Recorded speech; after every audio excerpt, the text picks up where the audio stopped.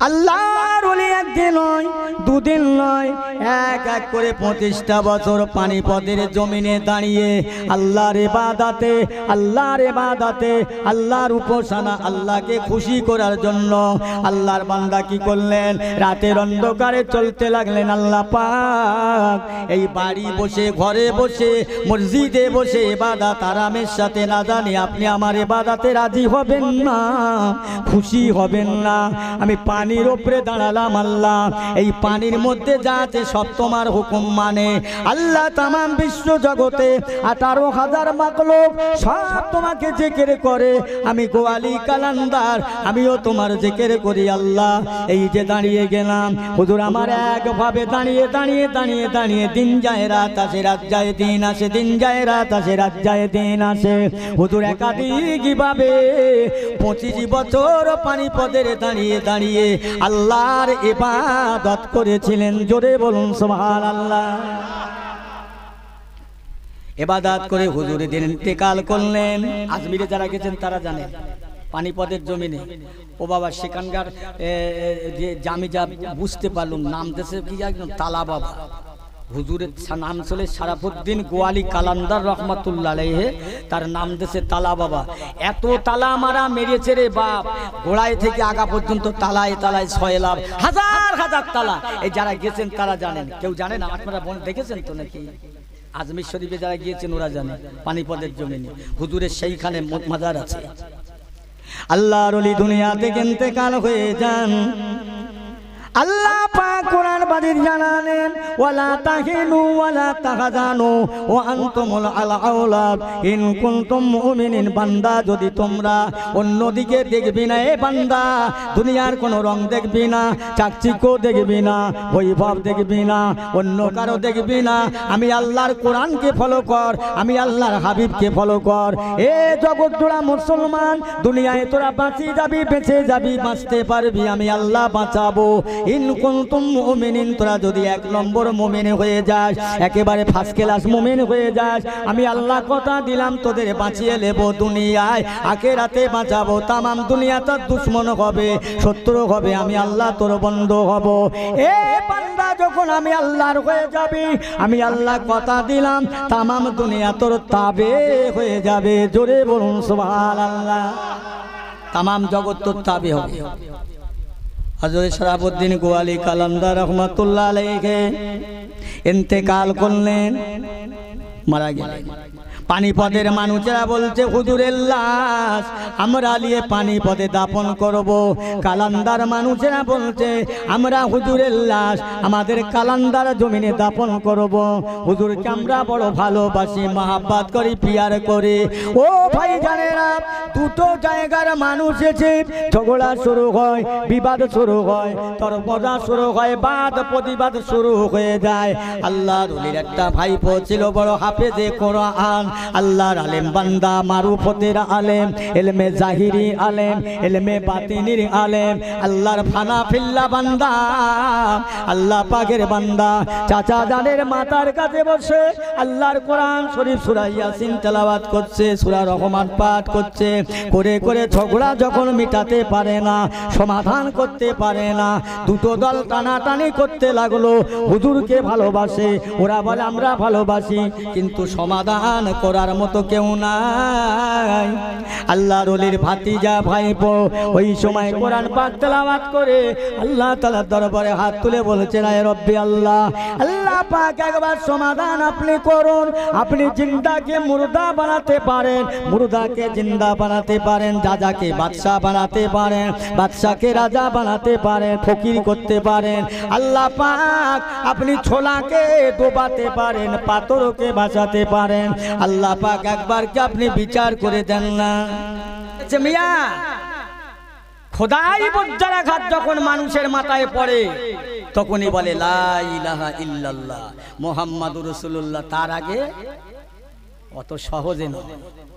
হাটে টাকা গরু কিনতে যাচ্ছে, মিয়া গরু কিনতে যাচ্ছ? জি। তা টাকা লেছো? হ্যাঁ। তাই ইনশাল্লাহ বলো। আমার ট্যাকে টাকা, হাটে গরু ইনশাল্লাহ বলবো কেন? ও বাবু, হাটে গিয়ে গরুর দাম দর করে ছাড় ঘরে গিয়ে টাকা দেবে, পকেট ফাঁকা। ইনশাল্লাহ টাকা লেছে কি করে লেলে ইনশাল্লাহ, কখন কি হলো ইনশাল্লাহ, কবে কি হলো ইনশাল্লাহ, ও খাই আর বন্ধ হয় না। কথা বুঝছেন? খোদাইবাদ যখন মাথায় পড়ে তখন আল্লাহর নাম নেয়, খোদাইবাদ যখন পড়ে তখন সন্তানেরা বাপ মার খোঁজে। কথা বুঝছে? আবার পিয়ারা ভাইরা দোস্তেরা, হযরত বাইজিদ বুস্তামি রহমাতুল্লাহ আলাইহি মস্ত বড় আল্লাহর ওলি, আল্লাহর মাহবুব, হ্যাঁ আল্লাহর ওলি, তখন স্কুলে পড়াশোনা করে। একদিন সন্ধ্যেবেলা মা বলছে, বাবা বাইজিদ আমি একটু পানি খাবো, বাবা একটু পানি দেবে বাবা? হ্যাঁ। হযরত বাইজিদ মুস্তাবি রহমাতুল্লাহ পানির পাত্র দেখছে, পানি নেই, সব খালি শুকনো। ইস, আমার মা পানি চেয়েছে, পানি তো নেই। আল্লাহর ওলি বাইজিদ বুস্তামি রহমাতুল্লাহ আলাইহি পাত্রটা নিয়ে এখানে ওখানে এদিকে সেদিকে ঘোরাফেরা করে। ও ভাই জানেরা, মরুভূমির দেশে এদিক ওদিক ঘুরতে ঘুরতে ঘুরতে ঘুরতে পানি সঞ্চয় করতে পারেন না, পানির প্রসঙ্গ পায় না, কি হবে কোথায় যাবে? আল্লাহর ওলি পাত্রটা নিয়ে পাহাড়ে চলে যান, পাহাড়ের ঝর্ণা থেকে পানি সঞ্চয় করলেন। আসতে দেরি হয়ে গেল, এসে দেখছে মা ঘুমিয়ে পড়েছে। আল্লাহর বান্দা পানিটা নিয়ে মায়ের পাশে দাঁড়িয়ে গেলেন। হায় হায়, আমার মা ঘুমিয়ে গেছে, সারা দিনের কষ্ট মেহনত, আমার মা ঘুমাচ্ছে, কষ্ট হবে, ডাকলে ঘুমির ব্যাঘাত হবে। আমি বাইজি দাঁড়িয়ে যাব পানিটা নিয়ে। আমার মা আমাকে 10 মাস 10 দিন পেটে নিয়ে কত কষ্ট স্বীকার করলো।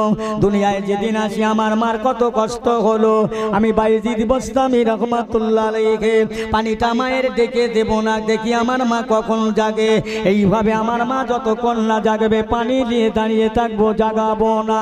ও মুসলমান ইমানদার, ও জগৎ জোড়া ভাই জানেরা, আল্লাহ ওয়ালা গনেরা, হযরত বাইজিদ বুস্তামি রহমাতুল্লাহ আলাইহি পানির গ্লাসটা হাতে করে নিয়ে দাঁড়িয়ে আছেন। আমার সকাল হয়ে যায়, মসজিদের মুয়াজ্জিন ফজরের আযান দেন, আসসালাতু খায়রুম মিনান নাওম, ঘুম থেকে নামাজ উত্তম, ঘুম থেকে নামাজ পড়ো, নামাজ ভালো, নামাজ উত্তম। আল্লাহর ওলি আম্মা জান বাইজিদ বুস্তামি রহমাতুল্লাহ পানি টালিয়ে দেখতে পেলেন আমার বেটা পানির গ্লাস। কেন বাবা এত সকালে পানি কেন? আম্মা জান গতকাল পানি চেয়েছিলেন, পাত্রে পানি ছিল না, অনেক কষ্ট করে পানি আনলাম, ঘুমিয়েছিলেন, কেন বাবা জাগাও না? ও মা জননী, এক রাতকে আমি পানির গ্লাস নিয়ে দাঁড়িয়ে থাকতে পারবো না, কত কষ্ট করে আমাকে গর্ভে ধারণ করলে মা। আল্লাহর বান্দির মা বলে, বাবা শুনে লাও, ওই পানিতে হবে না বাবা, আর একটু পানি নিয়ে এসো। হুজুর আর একটু পানি দিলেন। আম্মা জান ওযু করে ফজরের নামাজ আদায় করবার আগে আল্লাহ তাআলার দরবারে দোয়া করেন, আল্লাহ পাক আজ আমার বেটা বাইজিদ আমাকে তাজিম করেছে, সম্মান করেছে, সম্মান খিদমত করেছে। আল্লাহ পাক আমার বাইজিদকে ওলি বানাও, এমন ওলি বানাও, দুনিয়ায় যত ওলি হয়েছে ওলির কাতারে আমার বাইজিদের নামটা লিখে দাও। মায়ের দোয়া, এর দোয়া লেছো কেউ কোনো সময়? হ্যাঁ, ও ফুরফুরায় গিয়ে পিট টিট পা টিপতে চান, নারায়ে তাকবীর আল্লাহু আকবার, নারায়ে তাকবীর আল্লাহু আকবার, ফুরফুরা সিলসিলা। ও বাপের সাথে আলাপ নেই, বেয়াদব, এক ওয়াক্ত নামাজ পড়ে না, এক ওয়াক্ত নামাজ নেই, বাপের সাথে কথা নেই, ফুরফুরার পীর সাহেবের পাড়ার মিলাদ। এই আপনারা কি মিলাদ করেছেন, অবাক হয়ে যাব। একটা জলসায় গিয়েছি অনেক দূরে বাবু, তা ছেলেরা এসে বলছে, হুজুর আমাদের জন্য দোয়া করবেন, দোয়া করবেন। আল্লাহ করে না, বহু দূর থেকে ফোন করে, কুচবিহার, জলপাইগুড়ি, শিলিগুড়ি, আপনার মুর্শিদাবাদ, মালদা, সমস্ত জেলায় থেকে ফোন করে দাওয়াতের জন্য। দাওয়াত নেই রে বাবু, কষ্ট হয় যেতে, একা তো চলতে পারি না।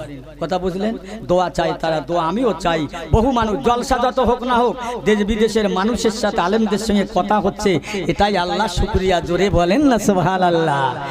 ভালো জিনিস, ওয়াজ করাটা বড় কথা নয়। আমার পিয়ারা ভাইরা দোস্তেরা, আপনারা বসেছেন, দোয়া নেবেন, মা বাপের দোয়া নেবেন, মা বাপের দোয়া বড় দোয়া। এখানে কথা বলতে পারতাম না, কথা বলার শক্তি নেই, একমাত্র আমার বাপ মার দোয়া, নেক দোয়া, বুঝলেন? তাই আপনার আমার বক্তব্য, আপনি আমি যতই আল্লাহর ইবাদত করি, মাকে ছেড়লে, বাপকে ছাড়লে কিছুই থাকবে না। আল্লাহ রসুল মা বাপের কথা বলে গেলেন। বাপ মা কত বড় সুন্দর জিনিস, ভালো জিনিস। আল্লাহওয়ালা গনেরা ভাইজানেরা বোঝাতে পারবো না, সংক্ষেপ সময় সংক্ষেপ করে বলে যায়। আল্লাহর নবী দিন দুনিয়ার বাদশা ছিলেন। আম্মা জানা খারা, আব্বা জানা খারা। দুনিয়ায় যখন মায়ের পেটে 6 মাস আমার রাসূলুল্লাহর আব্বা জান আব্দুল্লাহকে হারিয়ে ফেললেন। নবীর যখন 6 বছর বয়স হয়ে গেল আম্মা জান আমিনাকে হারিয়ে ফেললেন। নবী আমার দাদুর কাছে থাকলেন, দাদু দুনিয়া ছাড়লেন। চাচার কাছে থাকলেন, চাচা দুনিয়া ছাড়লেন।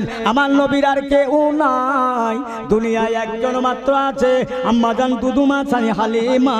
1 তারিখে হালিমা আম্মা জান মাথা ভেঙে গেছে, বয়স হয়ে গেছে। শুনেছে কানে আব্দুল্লাহর বেটা মোহাম্মদ, মোহাম্মদ পালক বেটা, তিনি নাকি নবী হয়েছে, কলমা পড়াচ্ছে। তাই আম্মা জান হালিমা মাজা ভাঙা লাঠিটা ধরে মক্কা জমিন মদিনা জমিনে আসছেন। লোকদের জিজ্ঞাসা করছেন, বাবারা মোহাম্মদের বাড়িটা কোথায়, আমিনার বেটার বাড়িটা কোথায়? তিনি নাকি নবী হয়েছে, পয়গম্বর হয়েছে, মুসলমান করাচ্ছে। লোকেরা জিজ্ঞেস করছে, আপনি তার কি হও?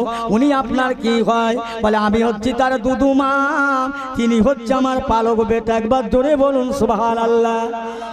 আমি যাবো একটু শেষ জীবনের দেখা করতে। আমি যাচ্ছি, কোথায় বাড়িটা বলেন? সবাই দেখিয়ে দিলেন। আল্লাহ রসুল আমার নবী হায়াতুন নবী সাহাবাদের মাঝে বসে থাকতে থাকতে উঠে ফাঁকার দিকে আসলেন। সাহাবীরা সব উঠে ফাঁকায় আসলেন।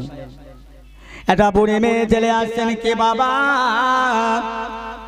মোহাম্মদের বাড়িটা কোথায়? আমাকে একটু দেখা না বাবা। আল্লাহর নবী শুনতে পেয়ে ছুটে ছুটে ছুটে ছুটে দৌড়ে দৌড়ে কাছাকাছি গেলেন। দেখলেন সেই আমার আম্মা জান। দয়ার নবী আমার বললেন, ও আমার আম্মা জান, জননী মা, তুমি কাকে খুঁজছো বাবা? আমি আব্দুল্লাহর বেটা, আমার পালক পুত্র, পালক বেটা, যে বেটা মোহাম্মদ আমার ঘরে 6 বছর ছিল, আমি মোহাম্মদকে খুঁজছি। আমার আপনার নবী দয়ার নবী পাঁজা করে চ্যাং দোলা করে কাঁধে ঘরে করে কোলে করে নিয়ে সাহাবাদের মাঝে বললেন, ও আমার সাহাবীরা, শিগগিরই আমার গায়ের চাদরটা তোমরা একটু গোটাও না, ছোট করো না, একটু মোটা করো না, একে বসাবো। সাহাবীরা পাগল হয়ে যায়, কি ব্যাপার, রাসূল কাকে ধরে এমন করছেন? আল্লাহর নবীর গায়ের চাদর মোবারকে আম্মা জান হালিমাকে বসালেন। মার বেটা এক জায়গায় মুখোমুখি বসলেন। কি জানো কথা হলো, আল্লাহ রাসূলের দরবার থেকে আম্মা জান হালিমা চলে যাচ্ছেন। ইয়া রাসূলুল্লাহ, বাবা মুহাম্মদ, আমি তোমার আম্মা জান চলে যাচ্ছি। আল্লাহ নবী কাঁদছেন, হালিমা কাঁদতেছে। সাহাবারা জিজ্ঞাসা করলেন, ইয়া রাসূলুল্লাহ, ইয়া হাবিবাল্লাহ, উনি কে? আমরা চিনতে পারলাম না। ও বাবারা, দুনিয়ার বুকে আমি আম্মা জানকে হারিয়েছিলাম, আব্বা জান হারিয়েছিলাম। আমি যখন মায়ের ঘর থেকে দুনিয়া আসলাম, 9 দিন আমার বয়স। এই হালিমা দুঃসাহাদি আমার আম্মা জান দুদুমা আমাকে নিয়ে 6 বছর পালন করেছিল।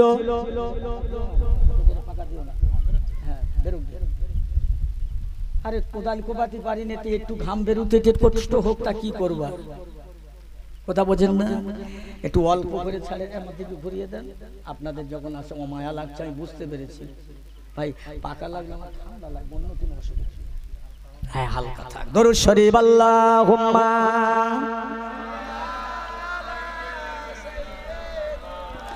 মাওলানা মুহাম্মদ ওয়া আলা আলি।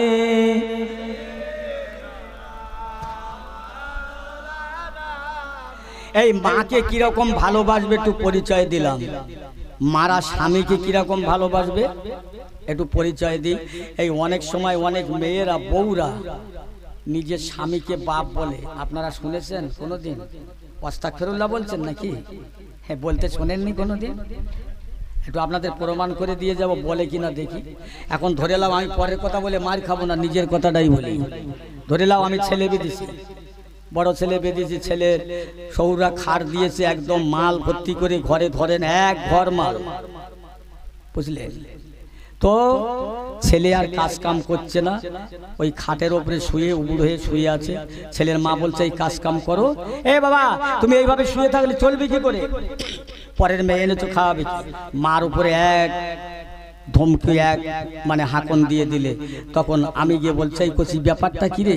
এই খাটাখাটনি করা বাদ দিয়ে শুয়ে আছিস কেন? কি হয়েছে? অসুখ হয়েছে? কোনো অসুবিধে না? তা কি হয়ে শুয়ে আছি কেন? কথা নেই। শেষের বেলা একটা পয়েন্ট তো বার করতে হবে। হ্যাঁ, এই শুয়ে আছিস কেন? মনের ভাব কি? আজ কয়েকদিন শুয়ে আছিস কি তোরা কি মনে মনে ঠিক করেছিস এই আলাদা সালাদা হবি নাকি? বলছে আলাদা কর দিলে যদি সুখ হয় তা দাও, তাহলে একটা পয়েন্ট বেরিয়ে গেল।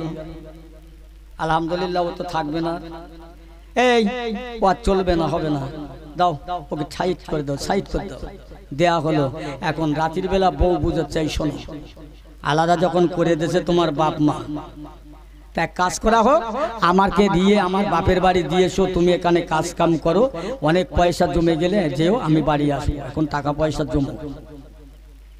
এ কি মন্ত্রী বলবো, একটা ভীষণ মন্ত্রী, একদম বিরাট যুক্তি দিয়ে দিলেন। তাই তো মাথায় লেগে গেল। তারপর দিন সকালে ধার করে টাকা গাড়ি খরচ করে নিয়ে শহুর বাড়ি তুলে দিয়ে আসলো। আর সারাদিন কাজ করে লোকের খায়, আর সন্ধে হলে মা আসল চাপাতে ভাত কামড়া দেয় আর ঢোক মারে, মারের সঙ্গে কথা বলে। আমি বাস্তব মানুষ, বাস্তব চলালো, ভুল বুঝবেন না। মার সাথে আলাপ হয় না। রাতের বেলা আঁচল চাপা দিয়ে ভাত কামড়ায় দেশে, রাতের বেলা খায়, বাসনটা চুরি করে, বোকার ভয়তে মা চুরি করে বার করে আনে।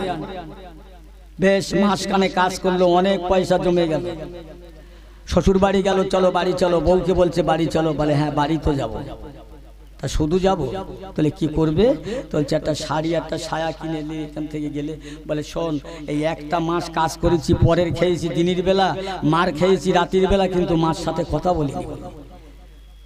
আর তোমার শাড়ি কিনে দেবো, চুড়ি কিনে দেবো। বলছে আমি ঠিক করলো, তুমি দাও না, আমি সব ঠিক করলো। ঠিক করার মালিক আমি, তুমি বোঝো? হ্যাঁ, তুমি কিছু বোঝো? স্বামীকে বলছে তুমি কিছু বোঝো? এ জব বোঝে এইটি, আর কিচ্ছু বোঝে না, ভেড়া ছাগল এ কিছুই জানে না। স্বামীকে বলতে শুনেছ তুমি কিছু বোঝো? স্বামী তোমার উকিল, স্বামীর পার নিচে জান্নাত। ও বলছে তুমি কিছু বোঝো? ও বেশি বুঝদার হয়ে গেছে। কথা বুঝছেন? কষ্ট হচ্ছেন নাকি আপনাদের? কষ্ট নেবেন না। চলে গেলেন, একটা শাড়ি একটা সায়া একটা ব্লাউজ কিনেলে বাড়ি আসলো। তারপর দিন সকালবেলা উঠে বউ কি করছে? কাজ কাম করছে, থালা বাটি ধুচ্ছে, কানো কান বেড়াচ্ছে। আর দেওর ননদেরা চাচতে, ননদ চাচতে, ননদ এসে বলছে ভাবি কখন বাড়ি এসছিস? বলে কাল রাত থেকে। বলছে বাহ, এই কাপড়টা তো ভালো কাপড়, কে দেশে? বলে কে আর দেবে, বাপ খাটতে পারে না তবু দেশে। কথা বোঝেন না? এই সত্যি কি বাপ দেছে ওর? তাহলে ও কাকে বাপ বললো? এই কথা বল, স্বামীকে। তাহলে বলে না নাকি স্বামীরই বাপ? এইখানকার মেয়েদের কথা বলছেন, মাফ করবেন আমাকে, এখানকার মেয়েরা বলেন আলহামদুলিল্লাহ। কথা বুঝছেন? আমার পিয়ারা ভাইরা, দোস্তেরা, আমার মায়েরা, বোনেরা, বেটিরা হুঁশিয়ার হয়ে যাবে। স্বামীর কষ্ট সংসার যদি হয় সেটাকে বলো ভালো বলে মানবে। হ্যাঁ, আল্লাহ রসুল দিন দুনিয়ার বাদশাহ দয়ার নবী বসে রইলেন। একজন ইহুদি এসে বলে ইয়া রাসূল আল্লাহ, ইয়া হাবিব আল্লাহ, আব্দুল্লাহর বেটা মুহাম্মদ, আপনি নাকি ইহকালের বাদশা পরকালের বাদশা, ইহকালের নবী পরকালের নবী। আপনার গায়ে তালি দেওয়া জামা, ছেঁড়া জামা, আপনার গায়ে সেলাই করা জামা মানায় না, বাদশা হিসাবে মানায় না। আল্লাহ পাকের নবী বসে আছেন, আল্লাহ পাক আলেমুল গায়েব অন্তর জানেন। আল্লাহ অন্তর জামিন বুঝতে পেরে ফেরেশতা জিবরাইলকে পাঠিয়ে দেন, এই আমার জিবরাইল চলে যাও, আমার রাসূলুল্লাহর দরবারে যাও, আমার হাবিব খুশি হবে না, আমি আল্লাহ ভালো লাগে না, আমার হাবিবের মনটাও খুশি, আমি আল্লাহ ভালো লাগে না। জিবরাইল জলদি করে যাও, আমার রাসূলের কাছে বলো, আর দেশে যত পাহাড় আছে পর্বত আছে, আমি আল্লাহ তামাম পাহাড় পর্বতগুলো আমার হাবিবের জন্য মতি বানাবো, মুক্ত বানাবো, হীরা জাবারার বানাবো। একবার জোরে বলুন সুবহানাল্লাহ। আর কোনোদিন কেউ আমার নবীকে ছোট করবে না। ও জিবরাইল, তবে আমার নবী যদি চায় আমি আল্লাহ করব, নইলে করব না। জিবরাইল আলাইহিস সালাম আমার নবীর দরবারে পৌঁছে যান, সালাম দেন, আসসালামু আলাইকা ইয়া রাসূলুল্লাহ হাবিবাল্লাহ। আল্লাহর নবী জবাব দেন, এ জিবরাইল, মনটা বড় খুশি। কি ব্যাপার, মনটা এত খুশি কেন? হুজুর একটা বিরাট অফার আল্লাহ দিয়েছেন আপনাকে, যদি মেনে নেন আপনি আল্লাহ দিয়ে দেবেন, আর না মানলে আপনাকে দেবে না। কি অফারটা? ইয়া রাসূলুল্লাহ হাবিবাল্লাহ, ইহুদি আপনাকে ছোট করলেন, আল্লাহর ভালো লাগে না, আরব দেশে যত পাহাড় পর্বত আছে সব আপনার জন্য সোনা বানাবে, হীরা মতি মুক্তা বানাবে, আর অভাব থাকবেন না। ও জিবরাইল একটু যাও, আমি একটু বাড়ি যাই। এখন এইরকম ঘটনা যদি আমার জীবনে ঘটে, আমি বাড়ি গিয়ে যদি বিবিকে বলি যে আমাকে 1 লাখ টাকা দিয়ে বলেছে একজন নিঃস্বার্থে, আর নেবে না, বলবে আর দেরি না করে হাতের লোক কি পায় না ঠেলে তাড়াতাড়ি লাও। কথা বলছেন না? আল্লাহ রাসূল বলেন জিবরাইল একটু দাঁড়ান, দেরি করেন, আমি বাড়িতে যাই, আমার বিবির কাছে যাই। আল্লাহর নবী বিবিদের কাছে গিয়ে আমার আম্মা জানদের কাছে যান। ও বিবি সাহেবা, আল্লাহ পাকের তরফ থেকে একটা অফার এসেছে, তোমরা কি রাজি আছো? কিসের অফার? ইয়া রাসূলুল্লাহ, হাবিবাল্লাহ, কিসের অফার? ও আমার বিবিগণেরা, আরব দেশে যত পাহাড় আছে পর্বত আছে, সমস্ত পাহাড় পর্বতগুলো আল্লাহ সোনা বানিয়ে দেবে, হীরা মতি মুক্তা বানাবে। টাইম শেষ হয়ে গেছে আমার, আর কত সময় আছে? ও মুসলমান ইমানদার, আল্লাহ ওয়ালা গণেরা, আল্লাহ নবীর সাহাবী রাসূলুল্লাহর বিবিদের কাছে বললেন, ও বিবি তোমরা কি চাও? ইয়া রাসূলুল্লাহ, না না না না, এত কিছু আল্লাহ যদি দেয় না জানি আল্লাহকে ভুলে যাব, দিনকে ভুলে যাব। আমরা যেমন আছি ভালো আছি, আল্লাহর ইবাদত করি, আমাদের দিন পার হয়। জোরে বলুন সুবহানাল্লাহ।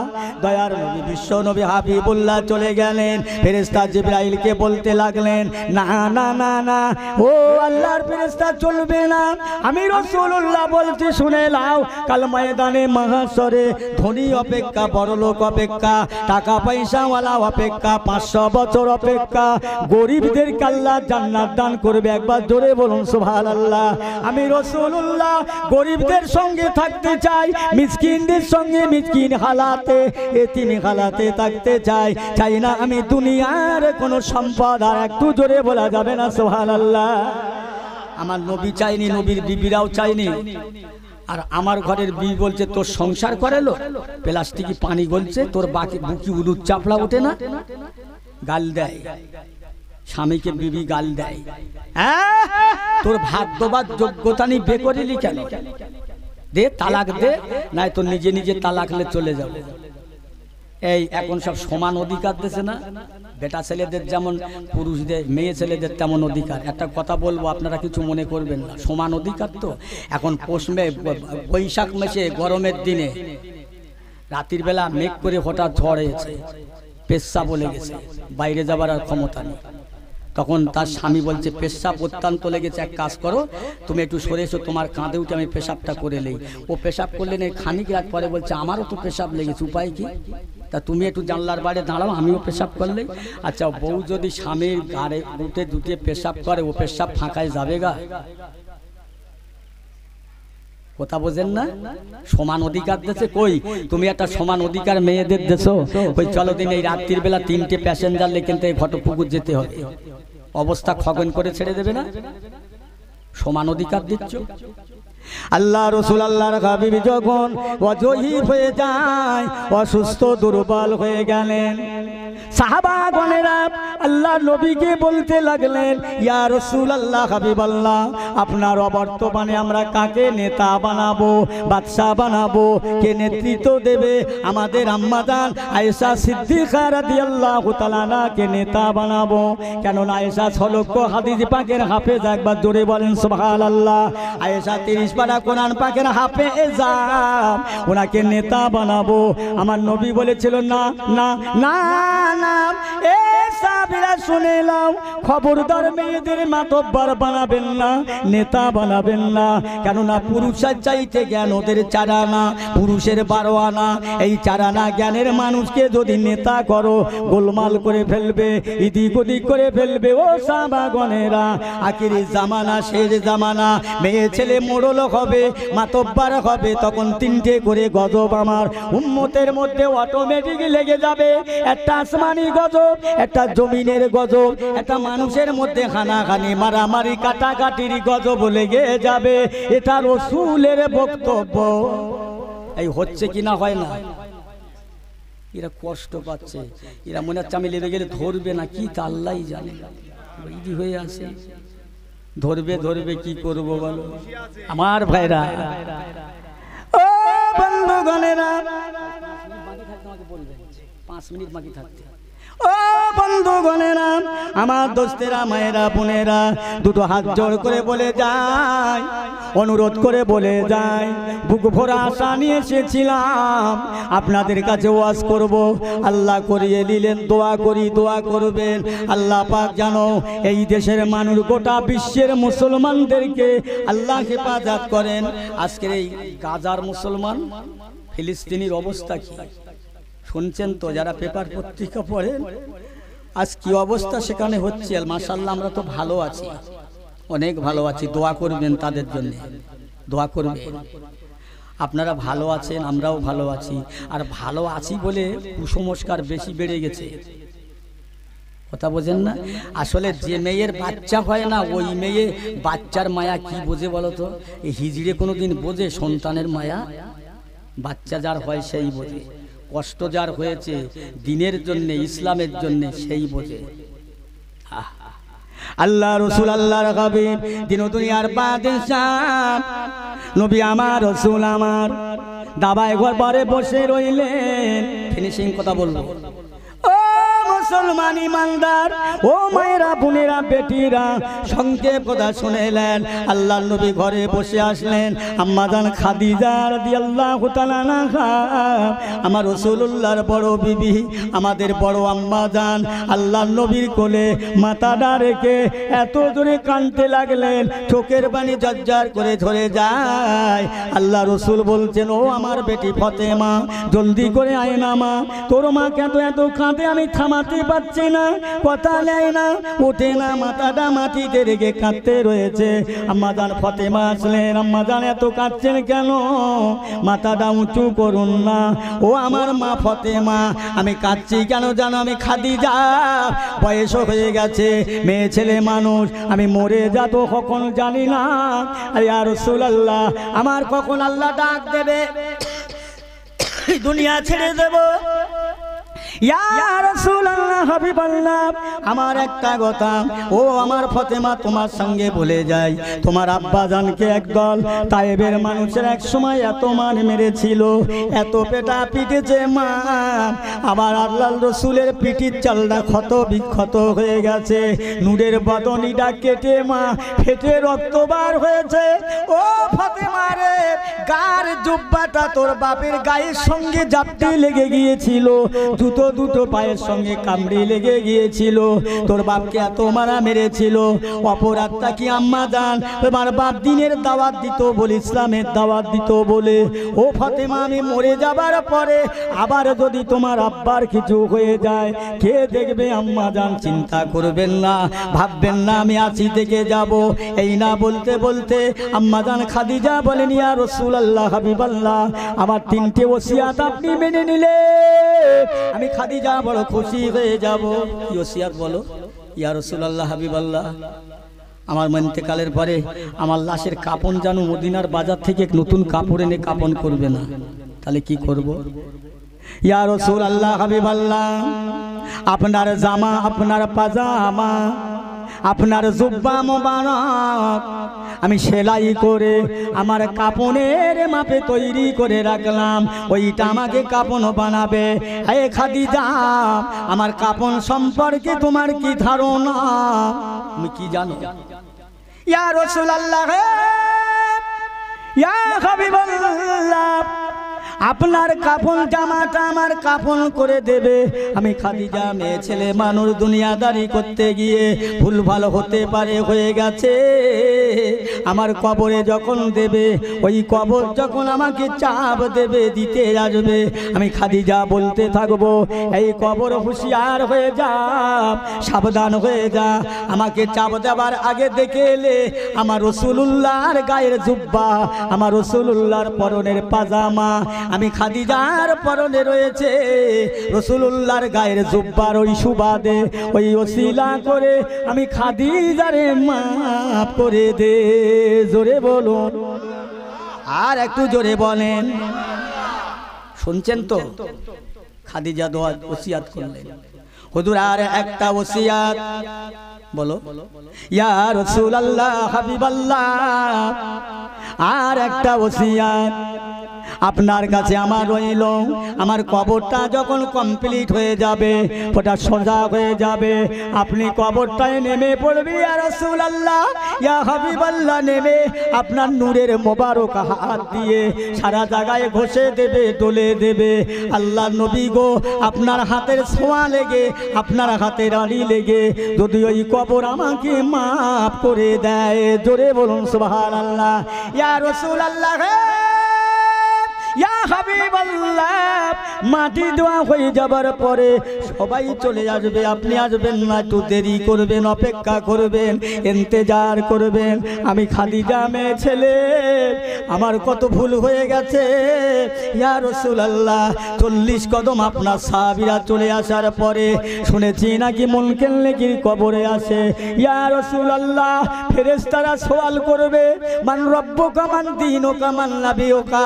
আমি মেয়ে ছেলে উত্তর দিতে পারবো না, আমি আপনার মহব্বতের খাদিজা কবরের মানুষ হয়ে যাব। ইয়া রাসূলুল্লাহ, আপনি একটু দেরি করবেন, আমার হয়ে মুনকির নাকির সওয়ালের জবাবটা, প্রশ্নের উত্তরটা আমি খাদিজার হয়ে দিয়ে দেবে।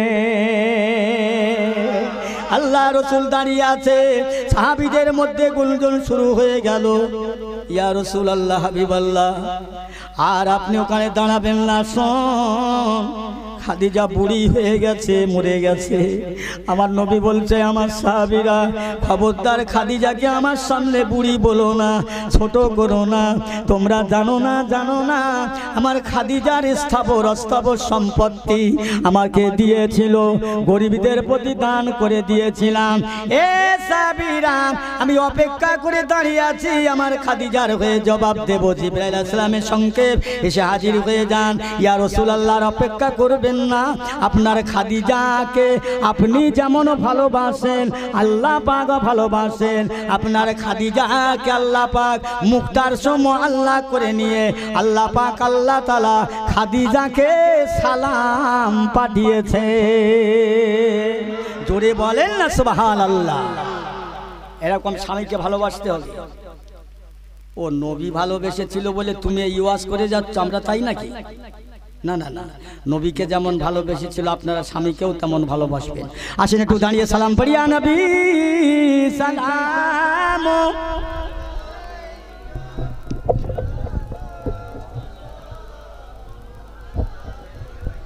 ওইটা আমার হাতে জানি। হ্যাঁ ঠিক আছে।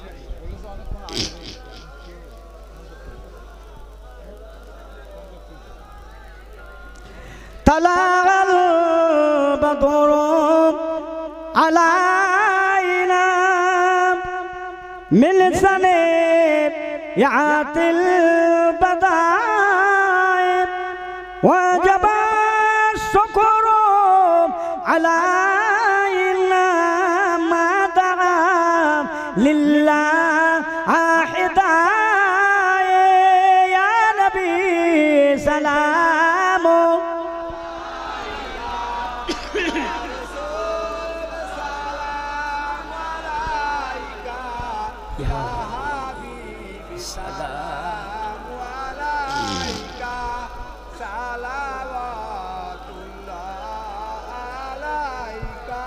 জিবরাইল দিলেন যে আওয়াজ, খুলে দাও আসমানের দুয়ার, এসেছে নবীদের সরদার, করিতে আল্লাহ রদিদার।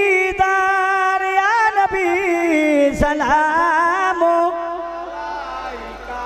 ইয়া রাসূল সালাম আলাইকা, ইয়া হাবিব আলাইকা সালাওয়াতুল্লাহ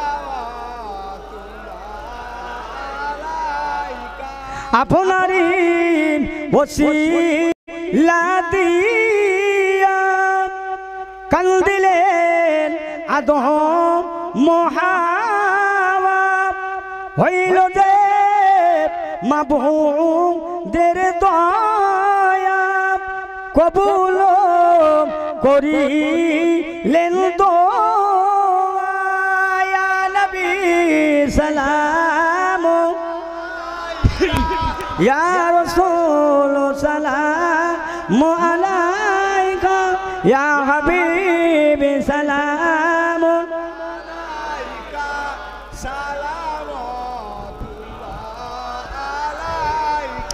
সবাই বসে যান গায়ে গায়ে, কেউ নড়াচড়া করে, সবাই গায়ে গায়ে বসে যান। বালাগাল কাশাবাত দুজা বিজামালিহি হাসানাতু জামিউ খিসালিহি সাল্লু আলাইহি ওয়া আলিহি আল্লাহুম্মা সাল্লি আলা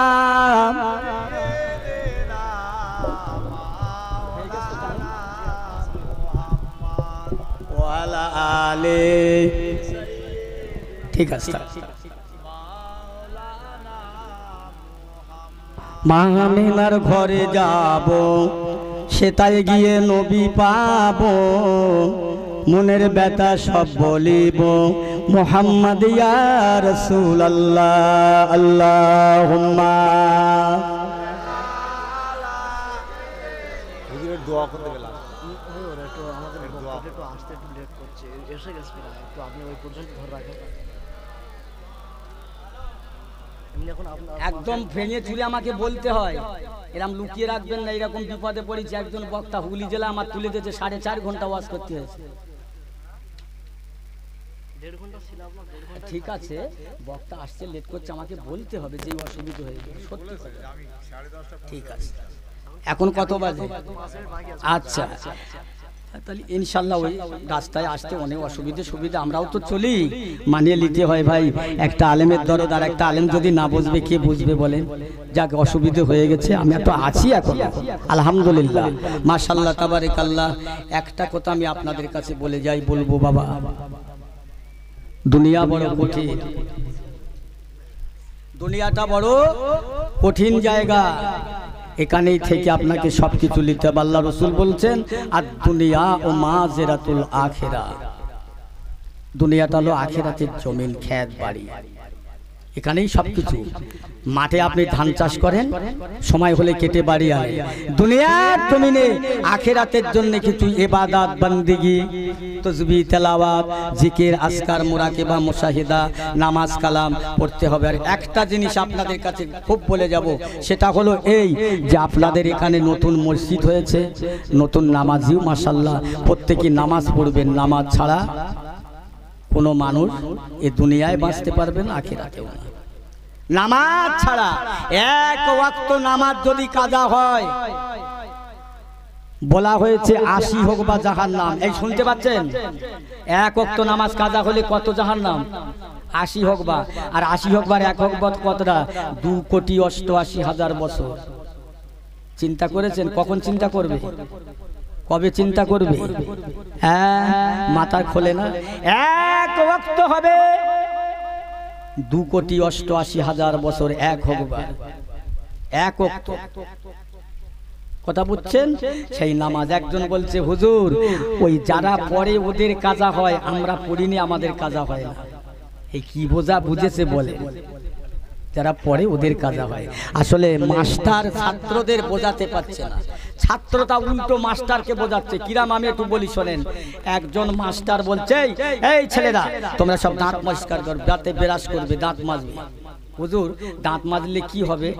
বলছে দাঁতের মাড়ি ভালো থাকবে, দাঁতের মাড়ি শক্ত হবে, শক্ত জিনিস চিবিয়ে খেতে পারবে, দাঁত ভালো থাকবে। তাই একজন বলছে, হুজুর আমার আব্বা না গরুর গোস্ত আনে, মশির গোস্ত আনে, যে হার আমরা চিবিয়ে খেতে পারি না, ফেলে দেই, কুকুরি মরমর কর চিবিয়ে, ওরা কবার করে দাঁত মাজে, আমরা তো দেখিনি দাঁত মাজনি। কথা বলছেন? বোঝানো যাবে না। আমার ভাইরা, দোস্তেরা, আমার মায়েরা, বোনেরা, অনেক ওয়াজ, অনেক নসিহত আপনারা শুনেছেন। এখন সব থেকে বড় জিনিস আমল করা, আমল করে কবরে যাওয়া। আমল করেছিলেন হযরত শরাফুদ্দীন গোয়ালি কালান্দার রাহমাতুল্লাহ আলাইহি। এই আমলের কথা শুনেন, মানুষ আমল করলে কি হয়? খুব কাছে আল্লাহ একটু সমাধান করে দেন। কিতাবে লেখা যে আল্লাহ পাকের কোরআন বলে, যারা আমি আল্লাহর হয়ে যায়, আল্লাহর পথের প্রতীক হয়ে যায়, তারা মরে না। ইন্তেকাল, ইন্তেকালের অর্থ হলো জায়গা বদল করে, তারা মরে না। এসে গেছে নারায়ে তাকবীর, এই জোরে বলেন নারায়ে তাকবীর। আর নয়, ওই পর্যন্ত থাকলো। আল্লাহ যদি কোনোদিন চায়, না বক্তা এসে গেছে, আর দোয়া করলেন, উনি সেই দোয়া করবেন। আল্লাহ মাফ করেন। যাই আমার দোস্তেরা, আল্লাহ আলফি দরুদ শরীফ, আল্লাহুম্মা সাল্লি আলা মাওলানা মুহাম্মদ আলা আলি সাইয়্যিদিনা মাওলানা মুহাম্মদ। আল-ফাতিহা। আল্লাহুম্মা আমিন। ইয়া আল্লাহ, আপনার দরবারে দুটো হাত তুলেছি, আমাদের মনের মধ্যে কি আশা, কি উদ্দেশ্য আপনি জানেন আল্লাহ। আল্লাহ, এখানকার মানুষ আপনার একটা নতুন ঘর বানিয়েছে আল্লাহ, এদের দ্বারাই করিয়ে নিয়েছ আল্লাহ। কিয়ামত পর্যন্ত এটাকে কবুল করে নাও আল্লাহ। আল্লাহ, এখানকার সকল মানুষগুলো যেন নামাজি হয়ে যায় আল্লাহ, তোমার ঘরের সঙ্গে যেন সুসম্পর্ক থাকে আল্লাহ। আল্লাহ, তোমার সঙ্গে যেন ভালোবাসাটা রাখতে পারে আল্লাহ, তোমার হাবিবের সঙ্গে যেন ভালোবাসাটা রাখতে পারে আল্লাহ। আল্লাহ, আরও মসজিদের যে সমস্ত কাজগুলো বাকি আছে আল্লাহ করিয়ে নিও আল্লাহ। এই আল্লাহ, এই দেশে এই গ্রামে আপনি সোনার গ্রাম বানিয়ে দিন আল্লাহ। এদের অভাব অনিটন, দুঃখ কষ্ট, জ্বালা যন্ত্রণা, ব্যথা বেদনা থেকে আল্লাহ হেফাজত করো আল্লাহ। আল্লাহ, যাদের ঘরে অভাব আছে অভাব দূর করে দাও আল্লাহ। যারা ঋণগ্রস্ত আছে ঋণ পরিশোধ করিয়ে নাও আল্লাহ। যারা কন্যাদায় আছে আল্লাহ কন্যাদায় থেকে মুক্ত করিয়ে নাও আল্লাহ। ইয়া আল্লাহ, যারা রোগগ্রস্ত হয়ে ব্যাধিগ্রস্ত হয়ে বাড়িতে আছে, হাসপাতালে আছে, নার্সিংহোমে আছে, কষ্ট পাচ্ছে আল্লাহ, তুমি তাদেরকে চিরদিনের জন্য সুস্থতা দান করে নাও আল্লাহ। ইয়া আল্লাহ, এই যারা আজকে জলসা দিয়েছে আল্লাহ, যারা বসে আছে বসে নেই, প্রত্যেকের কবুল করে নাও আল্লাহ। আমি অধম গুনাহগার, আমাকেও কবুল করো আল্লাহ। সমস্ত প্রশংসা পাক আল্লাহ তাআলা, অদ্বিতীয় তিনি, তার মহিমা অপার। হে বিশ্ববান গো দয়াবান, করুণা নিদান, বিচার দিনের কর্তা আপনি সর্বশক্তিমান। বেহেশতের সোডাপথে চালাইও মোদের, চালিয়েছ যেই পথে সিও বন্ধুদের। পদভ্রষ্ট পাপীগণ চলেছে যে পথ, খোদা বিমোদের খোদা নিও না সে পথ। হে রহিম রহমান জগতের প্রতি, কবুল করো গো দোয়া নূরের মিনতি। যে পথে চলিলে খোদা পাইব তোমায়, সে পথে চালাও মোদের হইয়া সহায়।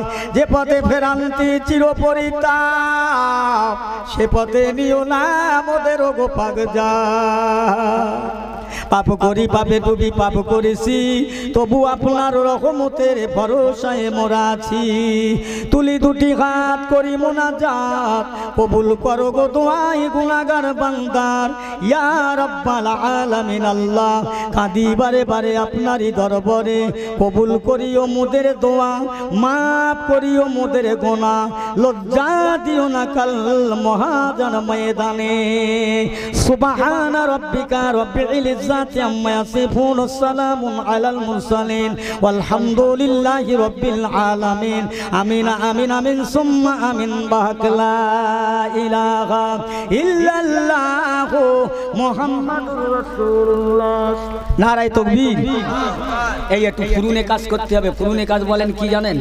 পাট বাড়ার সময় এক একটা লোক দুটো করে পাটের বোঝা বয়, জানি এটা শেষ করলে আর মাওলানা রহমাতুল্লাহ সাহেব খুব মূল্যবান কথা আমাদের সম্মুখে শ্রবণ করেছে। আমরা সকলেই তেনার জন্য দোয়া করব, কালকে আমাদের ময়দানে আল্লাহ তাআলা তার জন্য উচ্চ চোখ দান করে, সকলে বলে আমিন। এখন আমাদের সম্মুখে বিস্তারিত আলোচনা রাখবেন আমাদের পুরাতন জামে মসজিদের ইমাম মাওলানা মোহাম্মদ ইমান আলী সাহেব। আমরা যারা ঘোরাঘুরি করছি সকলে মেহরবানি করে বসে যাই।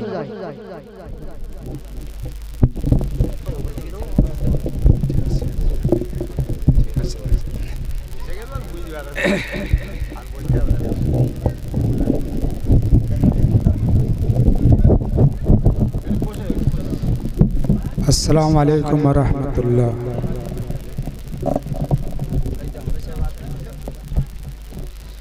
नहमदुहु व नुसल्ली अला रसूलिहिल करीम।